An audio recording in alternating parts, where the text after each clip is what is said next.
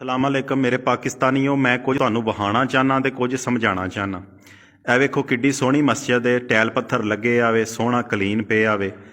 ਇੱਕ ਇਹ ਏਸੀ ਲੱਗੇ ਨੇ, ਇੱਕ ਦੋ ਇੱਕ ਉਹ ਉੱਤੇ ਤਿੰਨ, ਇਹ ਚਾਰ ਏਸੀ ਲੱਗੇ ਨੇ।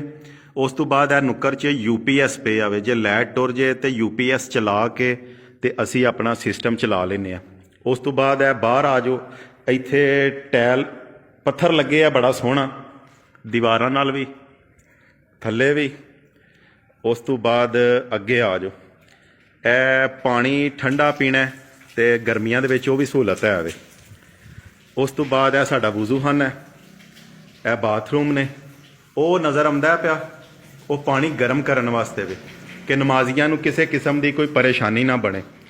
एड्डी वड्डी मस्जिद है ते माशाअल्लाह बड़ी सोहनी बनी है। तो जुम्मे वाले दिन इत्थे नमाजी होंदे ने या ईद वाले दिन भरी जाती है। बाकी साडा सिर्फ यह छोटी जिहड़ी सफ नहीं बाहर पई, इहदे ते काम चल जांदा है। ते अब्बा जी नूं मैं पुछया सी, अब्बा जी सारी दुनिया यूरोप जाण लग पई है, इस मुल्क च कोई रहना नहीं चाहता, तो उहदी की वजह वे? ते अब्बा जी आंदे सन कि पुत्रा कुफर गालब हो गया, कुफर गालब हो गया। उन्हां कोल पैसा वे, जदातां ने, सब कुछ है वे। साडे मुसलमानां कोल कोई नहीं। क्यों? साडा अल्लाह ते यकीन कोई नहीं रहा। असी इस्लाम तो बड़े दूर हो गए हैं, कुरान तो बड़े दूर हो गए हैं। निरा इस मस्जिद का नहीं, मैं तुहानूं मिसाल दिंदा पिया। मैं जिथे जिथे भी हाज़री पाई है मैनूं यह चीज़ां नज़र आईयां ने। यह अलमारी दे विच कुरान मजीद पे ने, पता नहीं कितना अरसा हो गया खुली नहीं है। इतल भी अलमारी बनी है। तो फिर आंदे ने कुफर गालब हो गया। और जो असी अल्लाह तो दूर हो गए हैं तो कुफर ने तो गालब होना सी ना।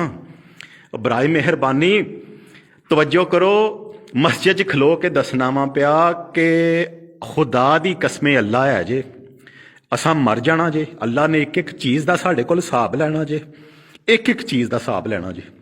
सानू दुनिया दे विच गाफल किया गया।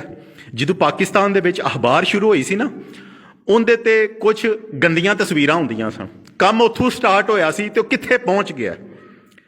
एक गैरतमंद इंसान हुंदा सी मुसलमान, साडे करदार ने दूजे लोगों को मुसलमान करना सी। असी आप ही गाफल हो गए हाँ। मुसलमानों तवज्जो चाहिए है। मेरे दिल में तकलीफ होंदी है ना, तो हुण मैं वीडियो चढ़ानियां ही वो करनियां ने जिंदी वजह तो मेरे दिल में तकलीफ होंदी है, जिंदी वजह तो मैं बहुत टेंशन में रहना वा कि मुसलमान किहड़े पासे जांदे ने पे, असी क्यों गाफल हो गए हैं।